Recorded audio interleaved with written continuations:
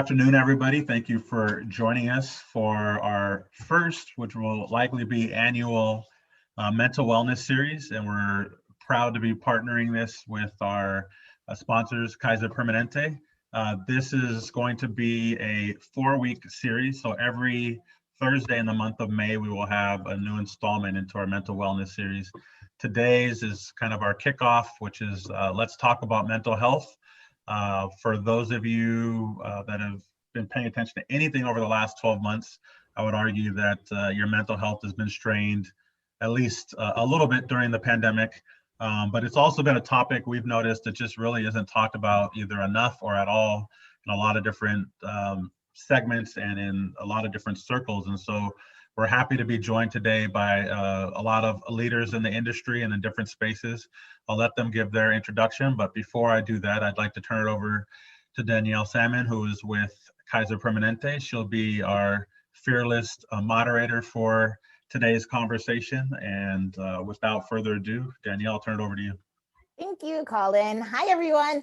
My name is Danielle Salmon, and I am the Public Affairs Representative here at Kaiser Permanente, West LA. And we are so excited to partner with the Culver City Chamber of Commerce. Reason being, we love the efforts and the work that they do for the community, for everyone on the business and the residential side. But we are really excited to really actually bring to you something on mental health. And we're doing that every Thursday this month.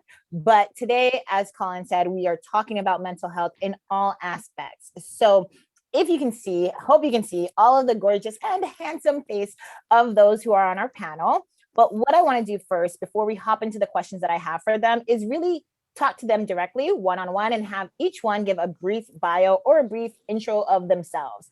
Just in order of who I have on my screen here. Let's start with you, Leslie. Leslie, can you tell us a little bit about you? Sure. Hi, my name is Leslie Kolb, and I am the Clinical Director of the Suicide Prevention Counseling Center, which is a part of D.D. Hirsch. I'm sure a lot of you have heard of D.D. Hirsch. It's a big mental health organization here in Los Angeles. I am an LCSW, and what was I going to say? Oh, and our Suicide Prevention Counseling Center has 2 locations, actually, one in Century City and also one in Santa Ana. So we're a pretty big little program. Thank you so much, Leslie. All righty, next on my list, I have Lashawn. Lashawn, can you take the ball and tell us a little about you?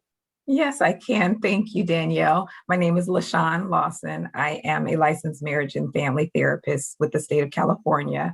I am currently an employee with Kaiser Permanente, and I work in the behavioral health psychiatry department. So I act as one of the psychiatric social workers with the West Los Angeles. Perfect. Thank you. Yeah. Next up, we've got Yeshiva. Yeshiva, can you tell us a bit about you and your practice? Sure. So I'm Yeshiva Davis. I'm a licensed marriage and family therapist, and I'm also the founder of K&S Therapeutic Services, where we provide mental health services to kids as young as 5, all the way up to adults. We help people to foster healthy lives and relationships by helping them with problems that come up as a result of mood disorders or divorce, life changes, PTSD. And then on the other side of the house, we provide clinical training to licensed therapists and pre-licensed therapists. And then we also contract with large community mental health agencies to provide clinical supervision to their pre-licensed folks. And I'm licensed here in California too. Nice. Awesome. Thank you so much. Last and equally exceptional, we've got Dan. Dan, can you tell us a bit about you? Oh, yes. Good afternoon, everybody. Hi, my name's Daniel Richardson. I'm a licensed clinical psychologist, licensed in California, and I currently work for LA County Department of Mental Health. I work in the emergency outreach and triage division. So I do a lot of crisis work, whether that's with psychiatric emergency evaluation teams or working with law enforcement as need be. But yeah, I've worked in mental health for about 15 years and been with DMH for about 11 or 12, but excited to be here for this conversation. Thank you so much, everybody. So to all the folks in the audience, you hear that we have a great panel of experts.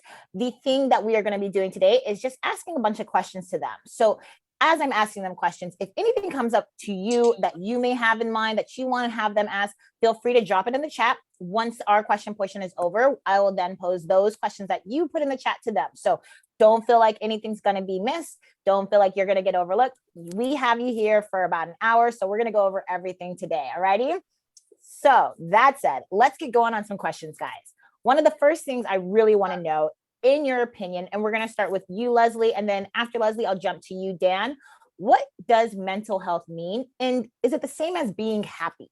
That's a really good question. They're not the same thing. I think happiness is a piece of mental health, but mental health is much more comprehensive and dynamic than that. It includes emotional, psychological, social well-being, and it plays into physical well-being too, right? It affects how we think, how we feel, how we act. And it also, depending on how mentally well you are at any given time, it can determine how you actually handle stress. It kind of can become a catch-22, right? You get stressed out, your mental health starts to falter a little bit, and then you encounter more stress and then have more trouble handling stress. It has how you relate to others, how you make choices. And it's really important to pay attention to your mental health at every stage of your life, from all the way from birth to older adulthood. And so it's not just happiness.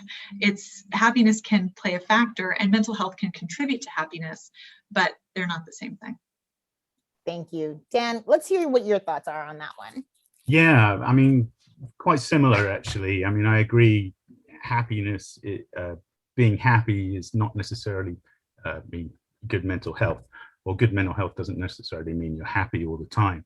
Happiness kind of is fleeting, it's elusive, it's something that we're always striving for, and when we achieve it, we're trying to stay in that state.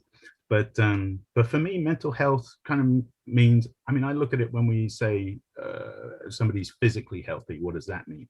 Their body is fit, and you can transfer that to the mind. Instead of saying body, we'll say the mind. The mind is fit, it's flexible, it's adaptable, it has resilience, reserves, strength. So that's what mental health means to me. It's a combination of multiple things. And I mean, we see how it comes out in our functioning at work and at school, in our relationships. But basically, to me, good mental health is having that strength, resilience, and that self-reflection as well. I think that's really important, to have that self-reflection, to not always look outwards. We need to look inwards as well, and explore our own processes. Thank you. And you know what, Yeshiva and Lashawn, I also see you guys nodding your head.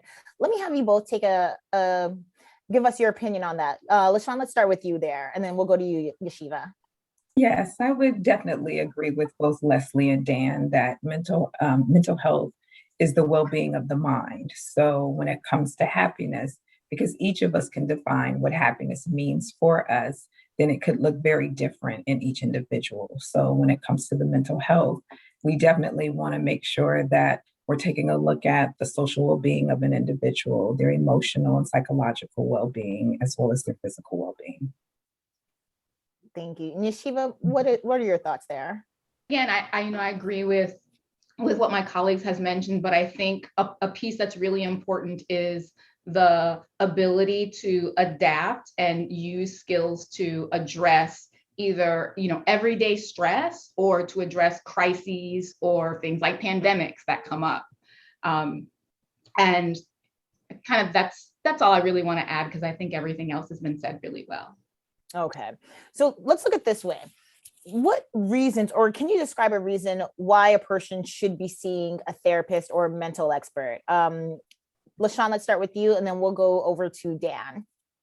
Yes, so one of the reasons why a person should consider seeing a therapist or reaching out to advocate for a therapist is when they start to notice that they're not themselves. So sometimes we can notice that in terms of our day-to-day routine, or in terms of the way that our mood is and how we're interacting with other people, we're not performing the same way that we usually. Now, of course, first we want to make sure that a person reaches out to their medical provider so that they can rule out any medical condition to make sure that that's not the reason why there's been a shift. But after that has been ruled out and and that individual is been confirmed by their primary care that there isn't a medical condition that's causing the shift in how they're feeling, we want to make sure that they reach out to a mental health provider, because sometimes we can experience suicidal ideation, which are thoughts where a person is considering wanting to harm or hurt themselves.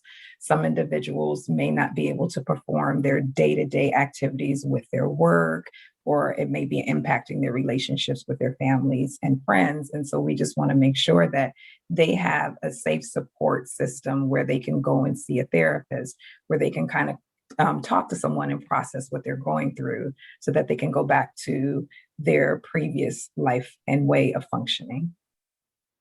Thank you so much. Dan, what about your thoughts? Yeah, I mean, I agree with pretty much everything that was said just then. And I mean, it's different for everybody. It's relative when to decide when to see a therapist. It can be about your functioning. If you notice your functioning in social situations at work and school is not what your usual baseline, your usual functioning is, that might be an indication that you may want to seek out some assistance. But it doesn't have to be a crisis. You don't have to be in crisis to see a therapist or go talk to somebody. On the contrary, I think it's better to see somebody before, because that builds your resilience and your toolkit. And as we mentioned earlier, that adaptability, because life is all about adapting to situations. But yeah, I mean, it's basically we know ourselves, and we know when we don't feel like ourselves. And I think we're our best judges of our own mental state. So it's nobody else can experience that. But as I say, it doesn't have to be a crisis or a severe life challenge. This is something, I think it's a lifelong process. And therapy can help us with that journey, seeing a therapist, bouncing ideas off a therapist, because when we talk to a therapist and we hear ourselves speak about the experience we've had, it helps us to process, helps us to process what we've been through and make sense of it. And once we can make sense of what we've been through, we're able to move forward. Thank you so much. And you know what? You actually kind of lead into my next question. And this is something I want to ask all of you guys. If you could pick one, just one, and I know you guys probably have like a laundry list of answers, but what is the one biggest misconception that you may have heard about mental health? Leslie, let's start with you. You know, I think it's that mental health isn't as important, or sorry, that physical health isn't as important as mental health. Okay. Or I reverse it. They're both very important. And the reason is because they play into each other, right? Most doctors recognize that there is a connection between mental health and physical health, and one can often influence the other. And it can go both ways, of course. If you're physically ill, you don't feel good, you're not performing at your normal, sort of level. But also sometimes if you're mentally not feeling well, you maybe want to just stay in bed all day, or you might start having somatic symptoms like pain or nausea, right? And it's a really important thing, and especially in this country, I think that, well, we all know that access to physical health care, to medical care, is a lot easier to get, thankfully, in recent years because of the ACA and a lot of reasons. But mental health still is a lot more tricky to find help for. And I think that's a really big problem still. And I think that's rooted in that misconception that it's just not as important. I just think that's incorrect. Thank you for that. Yeshiva, what's the misconception that the minute you hear it, your ears are like, that's not true. That's not true, guys. No. I think it's that either you're mentally well or you're not, right? People think it's black or white. And what it actually is it's a continuum. And, there are some folks who are on the higher end more often than others. And there are some folks who don't experience the level of stress or don't have the certain kinds of crises or issues as others. But I think all of us go through days when we're feeling like we're on top of the world, we can do anything, and we're feeling like Wonder Woman or Superwoman. And then 2 weeks later, it might be like, ooh, I'm kind of struggling. This week is really tough. And then, 2 months later, we could have a really hard time getting out of bed. So I think that when people think that you're either mentally well or you're not, they are less likely to go and get support, mental health support when they need it. Thank you so much. You make a lot of really good points there. Alrighty, Lashawn, I want to throw it to you. Tell me, you hear this and you're like, ugh, I have to clear this up. What's that misconception?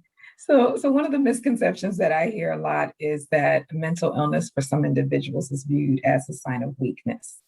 So if someone isn't able to carry out their daily routine, or if they aren't able to perform a task the way that they used to, then they think that they're supposed to press through and get it done. And so for a lot of communities, people will just continue to just press through, and they clearly, mental health is not always something that you can visually see, right? So we look at an individual and we just assume that maybe they're lazy, or maybe they aren't performing at the level that they should, but internally they can really be struggling in a lot of different areas. So it's not a sign of weakness. And again, we should be more comfortable with having these conversations about mental health so that people could feel more comfortable with being able to come to the table and seek support. Thank you so much.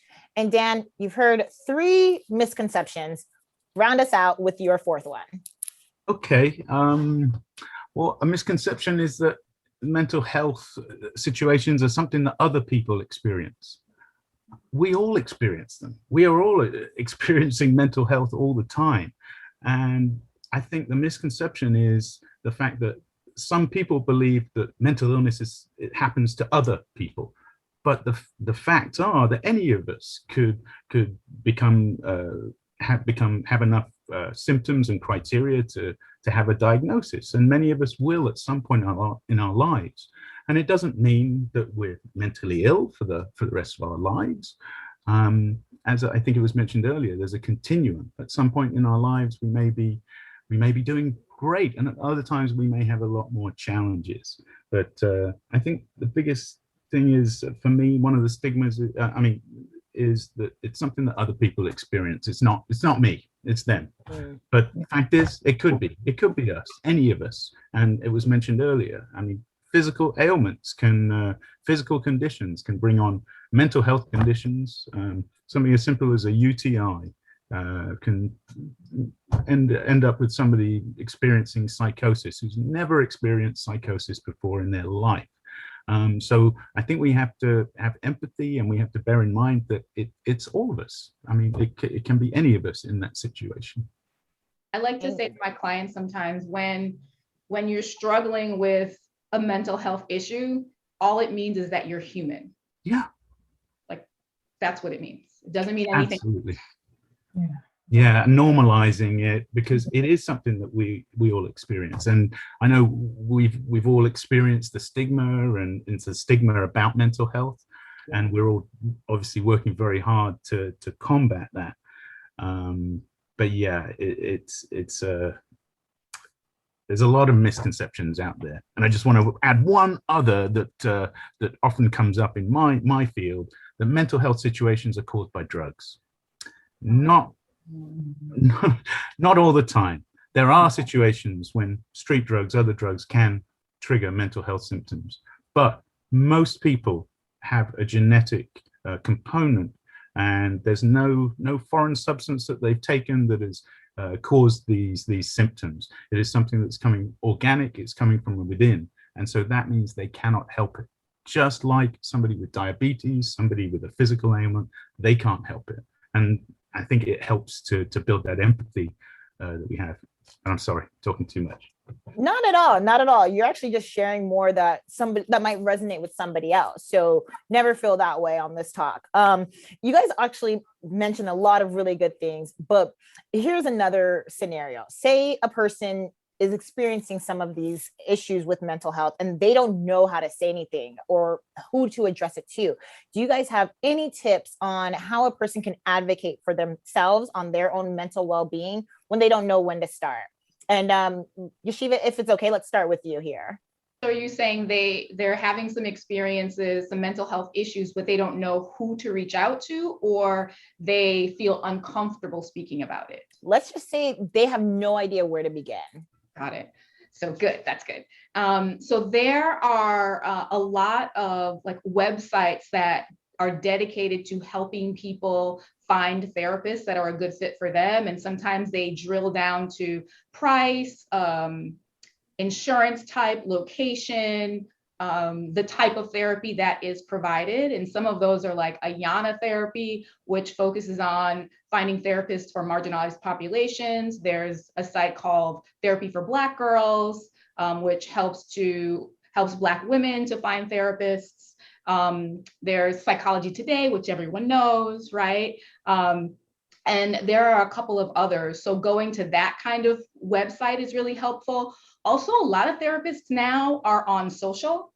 And the great thing about that is you actually get to engage a little bit and really get a good sense of what the person is like, what their personality is like, and what they offer, because there are also often videos, right? So you really get to see the person before you start to have treatment with them. And I think that's really helpful. Social does a lot of things that are not loved and healthy and helpful, but this is one of the things I think that makes it really beneficial. Thank you. Lashawn, what are your thoughts on that scenario? I would agree with Yeshiva. And then another thing that a person can possibly do is talk to their medical provider when they're at one of their doctor's appointments, and maybe that medical provider can connect them with the mental health department that's located within that agency.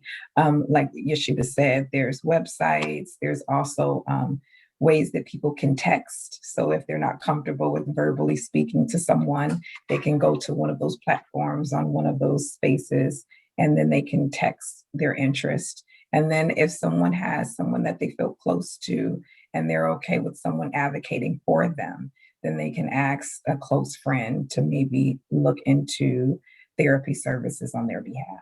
Yeah. Perfect. And I'm pulling a question that came out of our chat. So let's jump into this one a little. What correlation do you feel that financial well-being plays in regards to mental health? Leslie, can I send this one to you first? Sure. And that's a hard question to answer, actually, because of course it impacts. If you are always needing more, if your needs aren't getting met because of your financial situation, of course that will impact your mental health. I also, however, have worked in settings where there are people with much more resources than they could ever use up in their own lifetime and are still truly deeply struggling with all kinds of mental behavioral health issues. So I think from my experience, it definitely can impact that and does impact that, but I don't think that it can solve any of the issues that come up for all of us. Like Dan was saying, we all experience mental health throughout our lifetime, good, bad, everything in between, right? And so I do think that, of course, it directly impacts mental health, but I don't think that it necessarily can fix anything, unfortunately. I wish it could, but I think once your basic needs are met and you can get food when you need to, you have housing stability, you can get medical care, like once those things are met, then money has much less of an impact on mental health. Yeah. Got it. It can also, though, impact your access to mental health. I mean, that's exactly. The other piece, of course. I mean, anybody that I was working with previously who had a bunch of resources, they were working with me because they had those resources. So it's complicated. Thank you so much. Dan, did you want to add to that, or what are your thoughts there? Yeah, I mean, just to add on to it, yeah, I don't think, I agree that you have to have your needs met. You have to have the fundamentals. If somebody is struggling financially, doesn't mean they're going to be depressed. They may well, everybody's different. It's all relative. But financial health can as Leslie mentioned, can give you access to resources, to that help. And we do see in some of our populations where poverty is an issue, access to services is pretty difficult. But yeah, money doesn't buy happiness. Absolutely not. Thank you. And again, everyone, if you have questions, feel free to drop them in the chat and I can pull from them as they come in. But ladies and gentlemen, I want to get to the bug in the fruit basket here. Let's talk about mental health and the pandemic.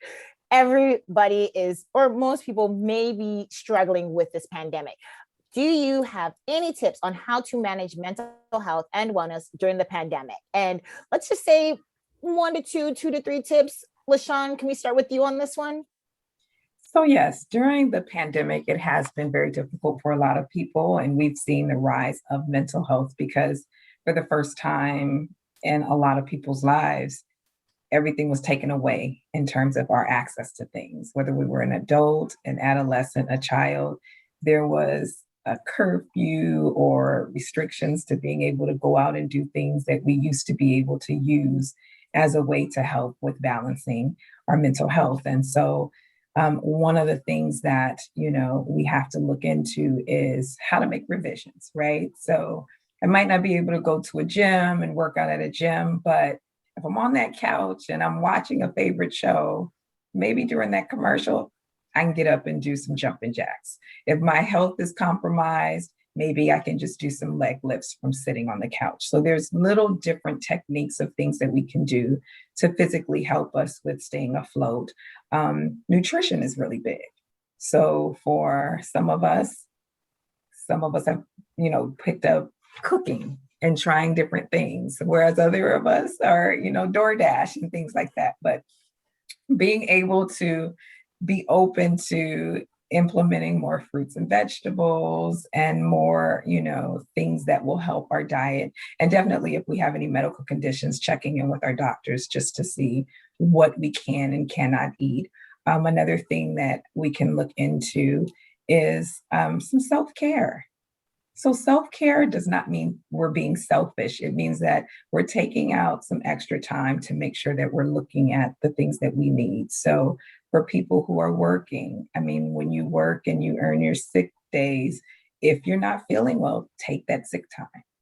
Use that day to make sure that you're improving yourself. Use that day to rest more if you're feeling overwhelmed. But for some people, we're so committed to our places of employment that we don't take care of ourselves. And so it's very important, and especially for a lot of us that work in this field, all of us on the panel, that we have to make sure that we're taking care of ourselves as well, because we're part of that pandemic also. So definitely self-care, if we can get some exercise in there, if we can get some improvement in our nutrition, those are just a few of the ways that we can manage with the pandemic. Thank you. So Yeshiva, I see you nodding right along. Leslie, I see you nodding. Yeshiva, let's go to you. Leslie, we'll jump to you. What are some thoughts that you have on this same question? Okay, so one of the things that I was suggesting to clients, especially younger ones, is having a dance party of one. To Lashawn's point, like, we need to move our bodies. And I think we underestimate the impact it has on us. It gets our dopamine going, it gets blood flowing. A 2-minute dance party by yourself, you may look nutty, but you will feel better. Oh, I love that.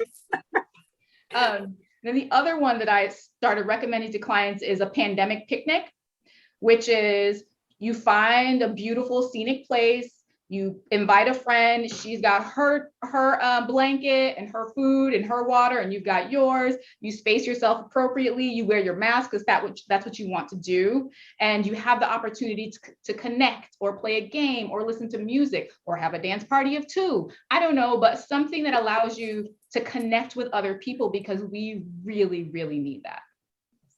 Those are really cute. I do dance and it's kind of nutty. So I appreciate you leveling that out. Leslie, what are your thoughts here? I like the picnic idea because one of my thoughts was to go outside, even if it's just a walk around the block, even if it's just to get a little bit of sunshine in the day, just to get some fresh air. Because especially, a year ago when we were all just really cooped up, that for me was really, really useful in just kind of having a change of scenery, even if it's not about getting fresh air, even if you don't like being outdoors, it really just kind of gets you out of the indoors mindset just for a minute. And then the other one this is a little more nebulous, but something that I've spent a lot of time thinking about over the last year is how, all of these tips, right? They're all the right thing there. It's yes, make sure you've got good nutrition, make sure you go outside, make sure you're exercising, you got to take care of yourself even throughout all of this. And I think the thing that we all forget sometimes is just to give ourselves a little grace, because we're, even in the best of times, we all have off days. But I think, gosh, during this pandemic, all of us have had a lot more off days, and it's okay to have an off day. It's okay if one of your days you really are just on the couch and that's all you can do. If you have 10 of those days in a row, maybe some more changes is necessary, but it's okay to have one off day and give yourself that and say, you know what, tomorrow I'm going to try to get up and I'm going to go around the block, or I'm going to, tomorrow instead of DoorDash, I'm going to cook a healthy meal. I think that's really important to cut ourselves a little bit of slack, so that we don't start getting down on ourselves for not being productive or not doing what we should be doing. I think that's a good thing to remember too.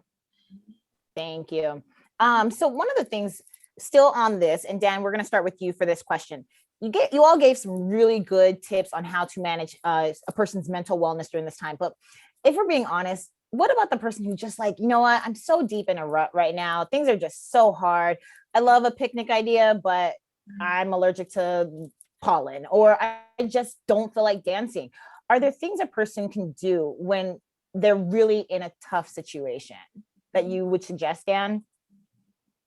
Yeah, I mean, a few of the panelists mentioned the exercise factor, and that is has a huge impact on your mental health. When we exercise just a little, it releases the feel-good chemicals in our brains, the endorphins.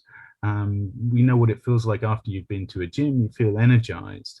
But I take your point, what if somebody is so in a rut or feeling so depressed that they maybe can't get off the couch? And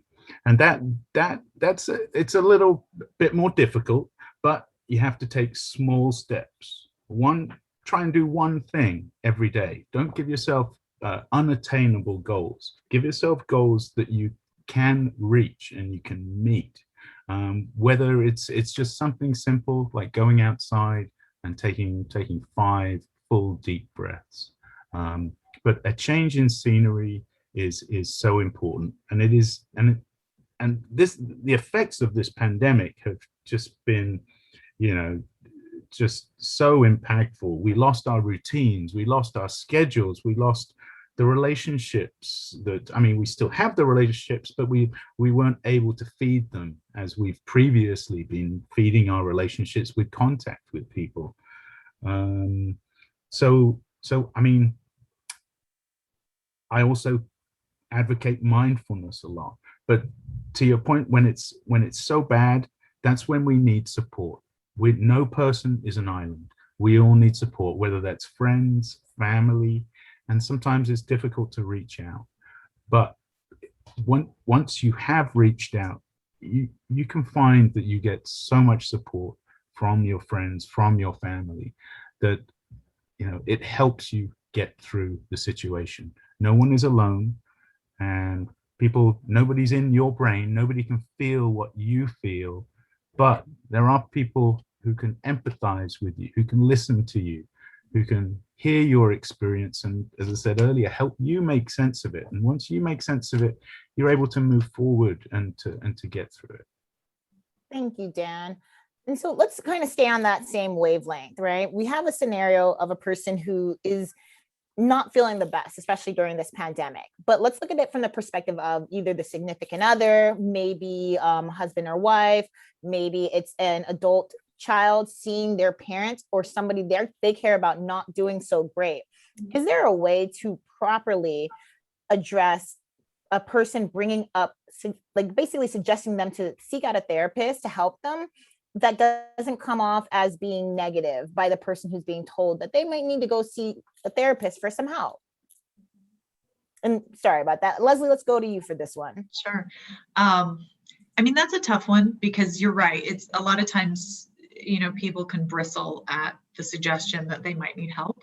It goes back to that stigma that we all try to fight every day about mental health and mental wellness. So sometimes it's easier to sort of plant a seed and allow them to kind of come to that decision on their own. But one thing that can kind of nudge someone gently is to kind of normalize it. And if you've had your own experience, you can share your own experience, or at least knowledge about what's been helpful for you. So for example, you might use an I statement, not a you should go to therapy, but something like, when I was really down, when I was struggling with depression, I reached out to a therapist, and it was really helpful to talk about all the reasons that I was feeling that way. Like something just very simple, but that can just sort of, it's almost like giving a little gift box and setting it there and walking away so that they can choose to open it and take that next step when they're ready to.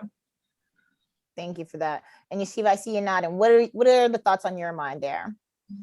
Sometimes what I encourage people to do is to say things like, we have a class for driving. We have a class for our profession. We have a class for all of these other things. We have trainings for all of these other things.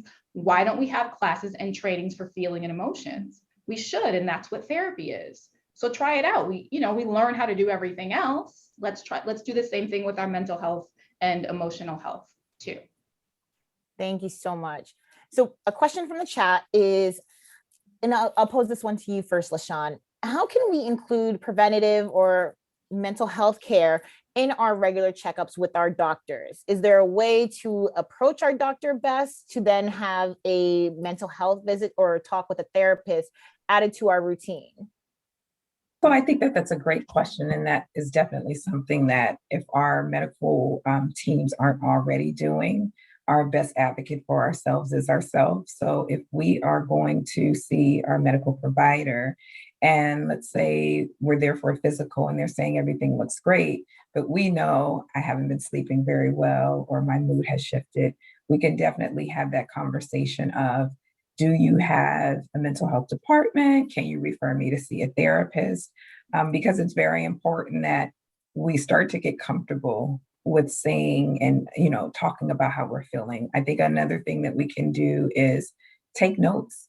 For a lot of us, when we get to that appointment, we have a list of things we want to talk about, and we completely forget some of the key things that we want to make sure that we're talking about. So take notes, and for some of our phones, they save the date when an event is happening, so we can let the doctor know 2 nights ago this is what was going on. So definitely when we're at our medical providers appointments. Also, some medical providers, you can email them, send a text message, tell them this is what's going on, I need to talk to someone, and see how they can connect us with someone. For those of us who might not have medical coverage, then we can reach out to different agencies that might be community-based, or we can reach out to Los Angeles County Department of Mental Health. There's a lot of different ways that we can reach out to try to get that support and get the help that we need.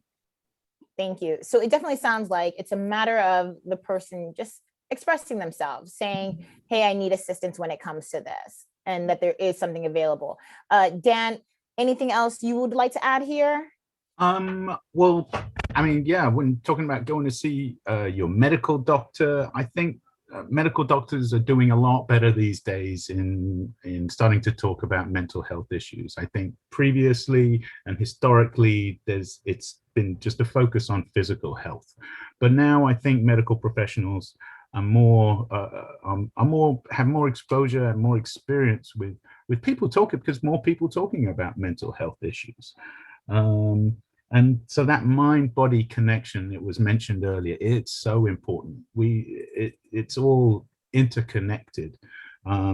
So, I mean, I think it was mentioned earlier, the best advocate is yourself. And if you have a frank conversation with your medical professional, and they can get a sense of where you are in terms of your mental health, as in terms of how ready are you to work on your mental health. They can, if you show insight, it's an excellent opportunity for therapy, because I mean, through therapy, we gain insight into why we do what we do and why we think and feel what we do. So that mind-body connection is paid a lot more attention to these days, and I think it's a great thing. But advocating for yourself, definitely. Nobody else is, the squeaky wheel gets the grease, right? That's what they always say. Very true. Okay, let's go in a different direction now. We're looking at 2021. We're coming out of the pandemic. We're hoping world comes back to normal. What is your perspective on mental health and mental wellness now that we've gone through all that we've gone through? Do you guys see a change in self-care happening? Do you see maybe a decrease in, say, the way people start to look at mental health? Or do you think it's going to really just improve from here on out? It's a very open question, but just tell me what you think mental health is going to be in 2021. And Yeshiva, let's start with you on this one. Okay. So I think that people have really started to pay more attention to their mental health because of the pandemic of 2020. I think people have been reaching out to therapists for support and help in understanding the value of therapy and the value of therapists. And I think with that, the stigma related to therapy can start to decrease. The shame related to therapy can start to decrease as well. I think that lots of people were a little bit resistant to doing therapy online, both from the provider side and the client side. But I think throughout this year, people have gotten more comfortable with it. And moving forward, a lot of therapists will either have a hybrid model or see clients online exclusively. And I think that will help in terms of, in 21, in terms of more people having access to therapy, because I think that a lot of times there are, like certain states where there are lots of therapists, other states where not so many, like Alabama. And now that people can provide services online, I think it's going to change the landscape in terms of where therapists can provide therapy. And so more people will have access. Thank you. Oh, go ahead. No. Did you have something else to add on to that one? Yeah, I was just going to say, I also think that we're going to get more, like the technology innovators are going to create more interventions that we can use online with video therapy, because more people will be receiving that kind of treatment and giving that kind of treatment. Perfect. Leslie, what are your thoughts here? What do you see with mental health in 2021? I had the same thought about access, because even just in LA, I mean, think about LA, how big LA is and how difficult. I mean, when you think back to pre-COVID, how hard it would have been to work all day and then drive all the way across town to make an appointment with your therapist by, in between work and dinner time, or, after dinner or something like that. Even just within our city, not even out of state, but on a broader level, Yeshiva's right, out of state. Accessibility, I think, is a big one. I also, I wonder what the coming years will look like in terms of sort of some of the fallout as COVID. We all hope, right? We all hope it's going to continue to get better and better and better as the vaccines roll out and everything. And as things return to whatever normal will be, I think there will be a lot of fallout in terms of mental health for people, and that's unexpected. The grief, the trauma is going to start kind of coming up. And so I really hope that policymakers, insurers, I hope that there is space made for that and support will be available to people, because I think a lot more people are going to really need it and maybe don't even know that they will need it yet. Got it. Thank you. And I'm pulling a question from the chat. This one actually sounds really interesting, but and Lashawn, we'll start with you for this. What should people do to address mental health with their kids and even their teenagers? Any tips there on, we'll say, some best or ideal steps to help their kids manage their own mental health? Absolutely. So there's a couple of ways that we can talk about it with our teens and our children. Teenagers, like to shut down, don't necessarily like to have those intimate types of conversations. But maybe if there's a TV series that they watch, or maybe if there's a movie that they watch, and there's characters that are going through some of these behaviors or shifts in their characters, then you can talk to your child. do you know someone who's felt like that? Or have you ever felt like that? What would you do? So kind of taking it away from the child or the teen and reflecting it back on maybe something that you all are watching as a family. Maybe at dinner time, if you all sit at the table, just having a regular conversation, checking in with how everyone's day was. And then the more that we feel comfortable with talking about mental health, then maybe our kids will start to feel a little bit better. And then language is important. So using, do you want to talk to someone versus do you want to see a therapist? Because there's a lot of different nuances in terms of how different communities, different genders, different, cultures, different ages view the word therapist or therapy. So maybe the younger ones, especially for a child, do you want to talk to someone? Maybe you can share your pictures and let them know how you're feeling. So then it feels more comfortable to talk versus you need to go see a therapist. So those are just a few ideas that we could do. I like feelings doctor. Mm-hmm. Yeah. Wait, elaborate. Yeah. Tell us more. What's feelings doctor? And so instead of therapist, to Lashawn's point, I'll say a feelings doctor, because I think people feel more comfortable with the word doctor than the word therapist. Nice. Especially with little kids. Oh, that's really good. Thank you. Dan, anything you want to add to that one? Any insight you might have here? Well, yeah, I mean, just to piggyback on that, there's so much stigma attached to that word therapist, so I think it is really good to reframe that, to call it something else. And when I work a lot with adolescents, and I mean, I see adolescence as one of the hardest times in life. So much is going on: identity formation, sexual development. There's so much being crammed into such a small time. And you have a young person with a young mind who maybe doesn't have the same resilience that an adult may have because they haven't had those experiences. So it can be really overwhelming for a lot of adolescents. But normalizing it and not talking about your own experience as an adolescent. I remember when some people don't want to hear that, and you have to be very careful to not do that too much. But allowing your child or the young person to not be okay. It's okay, it's not surprising. You're going through the hardest time in life. So many different things are happening. You've got so many stresses. It's not surprising that you're experiencing some level of discomfort and distress. So I think normalizing it and normalizing how we talk about mental health, which is, I see great progressions along that way, but I think it's so important for our younger people, because of all the stigma that exists, the stigma in the media, the stigma in movies, and that you see, if you're seeing a therapist, there's something wrong. No, not necessarily. You could, we see a therapist to improve our functioning. You may be extremely high functioning. So yeah, that stigma and giving other outlets to adolescents. Young people don't express things the same way as adults. They need different avenues of expression. And a young person, a lot of exercise, physical activity. I love the dance party stuff. I think that's great. I mean, with adolescents, you sometimes get a lot of self-consciousness as well. But, learning to laugh at yourself and learning to not to take yourself too seriously, it's important. Can I add a couple of things? Go for it. For parents. So with younger kids, books about feelings and mental health is really helpful, like some bibliotherapy. With teens, the best way to get them to start to talk, from my experience, is to learn about their stuff, right? Do a TikTok dance.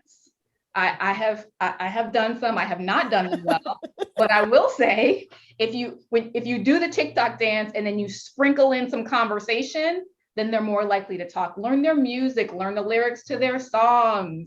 I listened to the whole series of Harry Potter so I could have conversations. And we spend, in a session, 20 minutes talking about Harry Potter, but 30 minutes talking about meaty stuff. So that's a good trade-off. And I think parents can do that too. Thank you. Alrighty, guys, we're getting close to time. So I do want to ask just one question. And this is probably going to be the hardest hitting question because it's really about you. So that said, you guys have been going through the pandemic. You guys have been therapists, mental health experts for a period of time.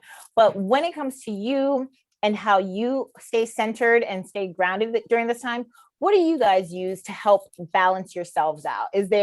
Are you doing your 1-minute dances? Are you listening to podcasts? Is there a favorite TV show? What things help you feel good? What things make you smile that, hey, somebody on this call could use too? Let's start with you, Dan. Yeah, I mean, for me, exercise is really important. I've been playing a lot of golf. a lot of people have taken up golf during this pandemic. But yeah, I'm sorry. Can you ask the question again? What keeps you centered right now? What makes you happy? What makes you feel like how you're ironic?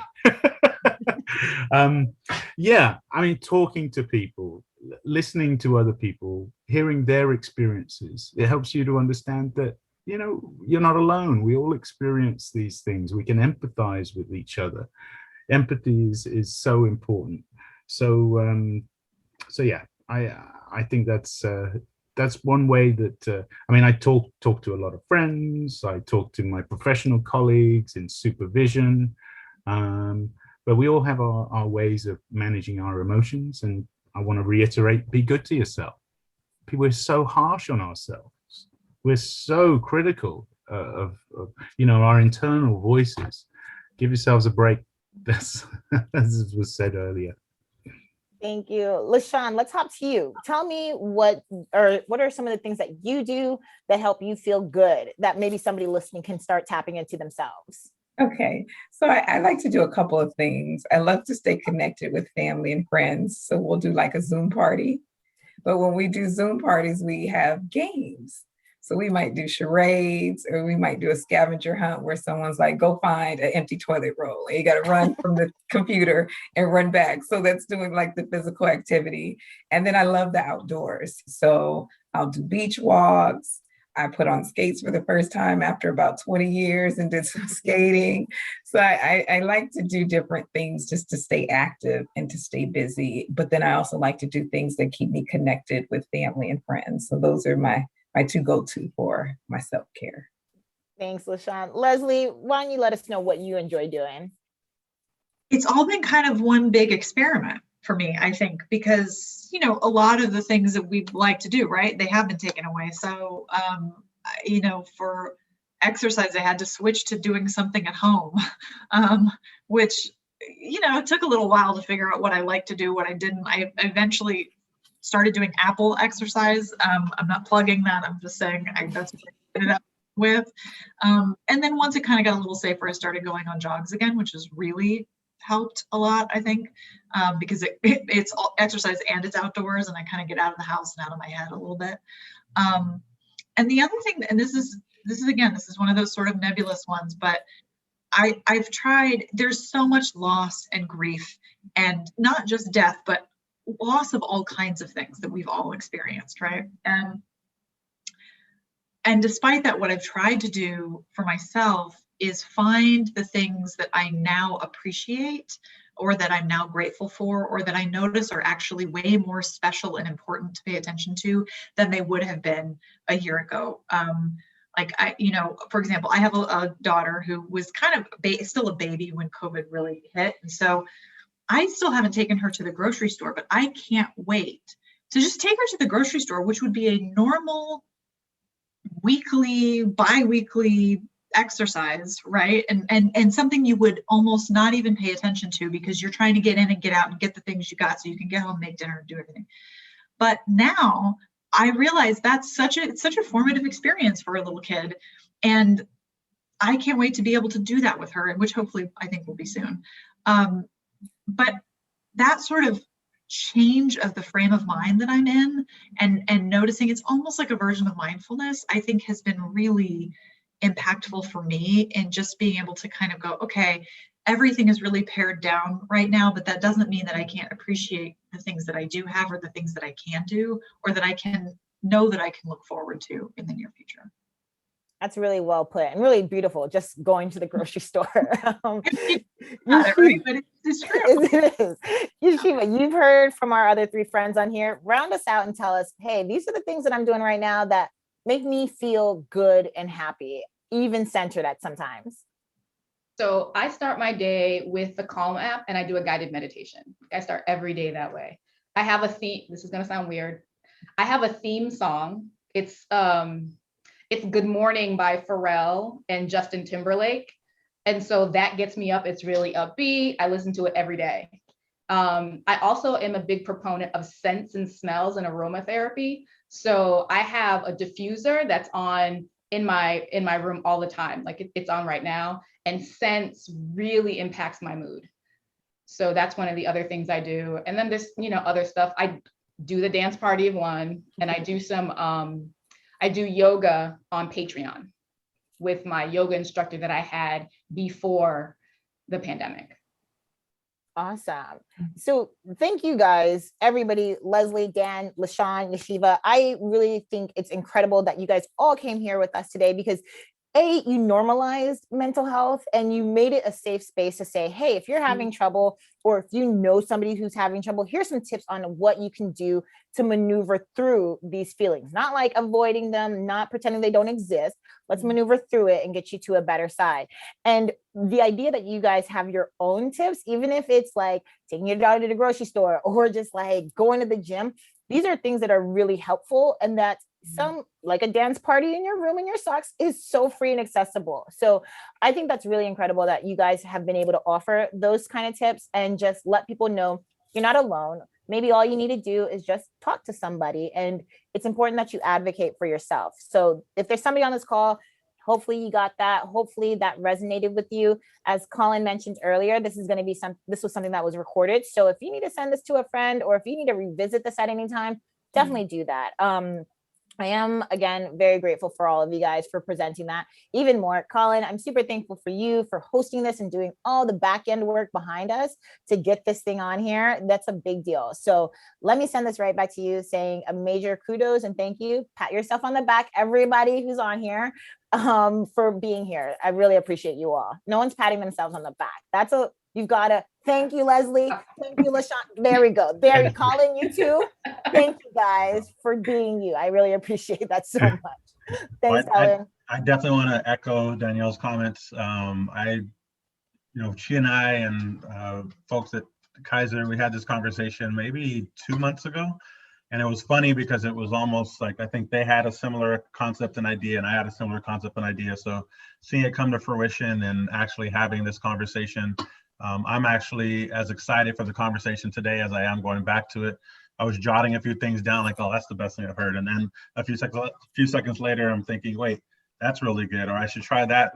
I didn't even think about the grocery store, which, I've got a little one as well. So definitely excited to kind of plug some of those things in.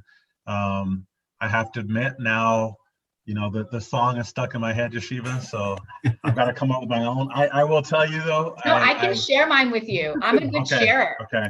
But I'm a firm believer as well that we tap into our different senses. It's funny, there's still a scent to this day. Be very brief on this, but took my kids to the zoo last month, and it was the first time they'd ever been to the LA Zoo. And when I was growing up, they used to have this thing that you pressed that had like the scent of strawberries, the scent of grass, and the scent of something else. And it was supposed to give you the senses that bears have. And clearly during the pandemic, you can't press that. They didn't have that there. But the scent that they have in that area of the zoo, because of whatever their exhibit they have there, took me back to being 6 years old. And it was this kind of weird, didn't matter what took place today, didn't matter that it was the hottest day of 2021. It was like this calming feeling. So I completely understand and agree to that. I thank you all for joining us today. As Danielle mentioned, this is the first in a series. So next Thursday at 12, we will have a conversation on mental health in minority communities. On the 20th, it'll be helping parents and children manage stress from the pandemic, a little deeper dive there. And then rounding it out on the 27th with mental well-being and social connectedness in the workplace. So again, thank you all for joining us. Thank you to Kaiser for partnering with us to put together this meaningful series. As mentioned, it'll be going out on our website and in social media. And again, rewatch it, share, and get others to normalize the conversation. So thank you all. Have a good rest of your day and be well.